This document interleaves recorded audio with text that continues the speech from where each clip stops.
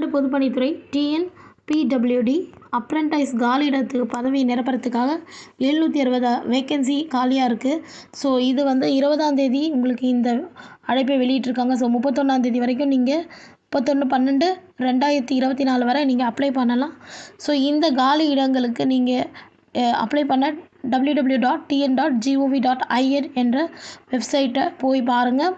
இதில் உங்களுடைய தகுதி, வயது வரம்புகள், தேர்வு நடைமுறைகள் மற்றும் சம்பள தொகுப்பு அனைத்தையுமே வந்து உங்களுக்கு கொடுத்துருக்காங்க. மேலும் வந்து இந்த பதவி இடங்களுக்கு வந்து பொறியியல் கல்லூரி, பொறியியல் அல்லாதது பல பதவிக்குமே இருக்குது. ஸோ பொறியியல் பொறுத்த வரைக்கும் civil, electrical, electronics, engineering and PR பிரிவில் பிஇ, பிடெக், டெக்னீஷியன், அப்ரண்டைஸ், கட்டிடக்கலை மற்றும் சிவில், எலக்ட்ரிக்கல்ஸ், எலக்ட்ரானிக்ஸ், இன்ஜினியரிங் எல்லாமே தேவைப்படுது.